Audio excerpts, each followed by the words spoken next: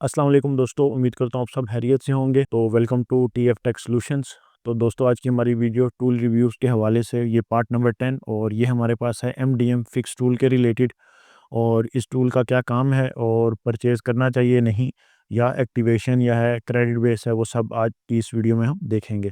तो MDM fix tool basically use होता है आपके पास केजी लॉक्स या आईटी एडमिन ऑप्शंस के लिए, जो कि इल्लीगल काम है, ठीक है।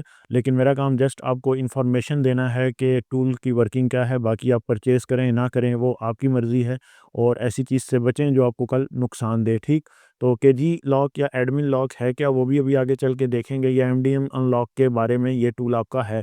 महंगा टूल है, एक्टिवेशन बेस है, 1 ईयर की इसकी एक्टिवेशन है और विद क्रेडिट भी है। ये क्रेडिट भी आपको इसके साथ एक्स्ट्रा परचेज करने पड़ते हैं। सबसे पहले आपने यहाँ पे फीचर्स में आ जाना है। फीचर्स में जो जो काम ये करता है वो सारे आपको बताएगा, और इसमें जो जो काम हो रहे हैं वो आप प्रॉपरली यहाँ पे ओप्पो वन प्लस, ठीक है, K G I T admin, IMEI repair, Google Pixel, direct unlock, ठीक है, Xiaomi के मॉडल्स बहुत सारे ऑथ के, ठीक है। बाकी सपोर्टेड मॉडल में जो जो मॉडल ये सपोर्ट करता है वो प्रॉपरली आपको फिर यहाँ पे दिखा देगा। मॉडल सर्च करें वो बताएगा आपको। उसके बाद आपने सिंपल क्या करना है, इस तरीके से ये टूल ओपन हो जाएगा। बाकी आपने टेलीग्राम का अगर इनका चैनल है तो वो सब्सक्राइब कर लें, तो आपको मज़ीद अपडेट जो हैं वो आती रहेंगी। बाकी यहाँ पे पहुँचने के बाद आपने सिंपली करना क्या होता है सैमसंग में। अब सैमसंग के अंदर यहाँ पे क्या-क्या है, केजी है, उसके बाद केजी, उसके बाद अनेबल एडीबी भी है, ठीक है, रिमूव एफआरपी का ऑप्शन भी है।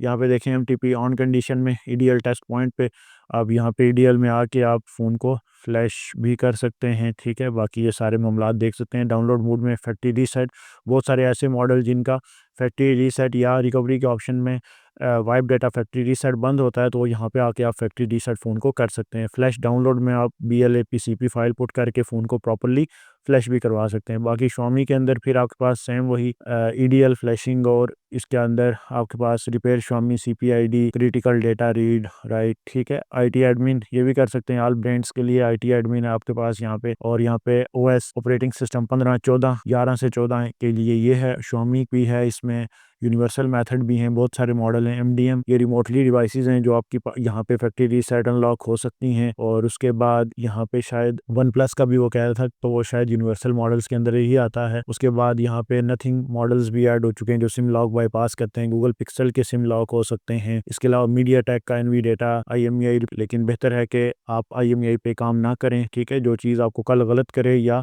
आपको मार्केट में नुकसान दे, तो बेहतर है कि आप थोड़ा मुनाफा कमाएं लेकिन अच्छा कमाएं। और उसके बाद ट्रांजिशन में आके टेक्नो इन्फिनिक्स आईटेल एडीबी, ये वही मेटा मोड, ये तो है अब हर टूल ने दे दिया। Techno Infinix itel factory reset, ठीक है। तो FR प्लस FRP, तो ये मेटा मोड में आप इन फोन्स के FRP या फैक्ट्री रीसेट करना हो तो वो प्रॉपरली कर सकते हैं। खैर ये अब टूल तो तकरीबन सारों में आ चुका है। अब इसमें जो मेन गेम होती है जो वो है बेसिकली आईटी एडमिन की, और आईटी एडमिन के बाद केजी या उसकी। अब केजी है क्या बेसिकली, मिसाल के तौर पे अगर आपका फ़ोन केजी लॉक है, तो केजी लॉक का मतलब ये होता है कि वो बैक साइड से कंपनी उसको क्या कर देती है, लॉक कर देती है।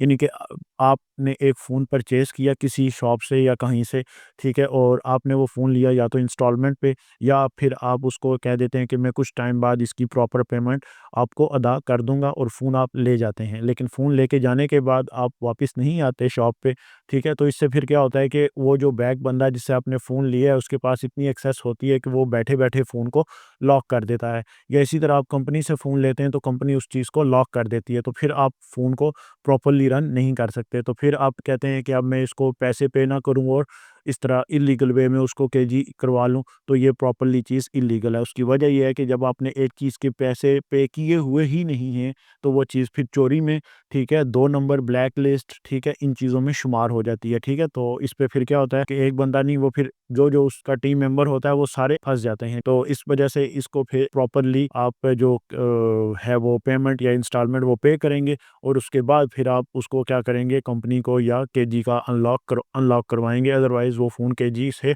अनलॉक नहीं होगा। ये बात आपने ज़हन में रखिएगा। अगर होगा भी तो वो टोटली क्या होगा, इल्लीगल होगा। तो बेहतर है कि आपने जो फ़ोन लिया उसकी प्रॉपर इंस्टॉलमेंट हो, और उसके बाद आप उसको बेशक यूज़ करें, जो भी करें, लेकिन इंस्टॉलमेंट से पहले होगा। और आपने अभी पे भी कुछ नहीं किया और आपने फ़ोन रख लिया, ठीक है, और ये कह के कि मैं 1 महीने बाद, 1.5 महीने बाद या इंस्टॉलमेंट पे पैसे देता रहूँगा, और आपने नहीं दी और फ़ोन यूज़ कर रहे हैं, तो बैक साइड कंपनी उसको बंद कर देती। तो ये होता है KG lock, Knox guard security भी आप इसको कहते हैं। और बाकी फिर इसके अंदर एक चीज़ आती है IT admin. IT admin basically आपके पास ये होता है कि ये भी बैक साइड कंपनी ही इसको लॉक करती है।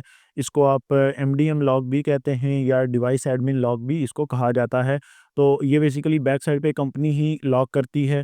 वो चाहती है कि उनका जो फ़ोन है वो उनके रूल्स के मुताबिक चले, यानी कि ना आप फ़ोन को प्रॉपर्ली रीसेट कर सकते हैं, ना उसके नेटवर्क की सेटिंग को छेड़ सकते हैं, ना आप उसमें यूएसबी डिबगिंग वगैरह के ऑप्शंस को यूज़ कर सकते हैं प्रॉपर्ली। यानी कि हुआ आपका पूरा फ़ोन का जो कंट्रोल होता है वो बैक साइड कंपनी पे ही होता है, ठीक है?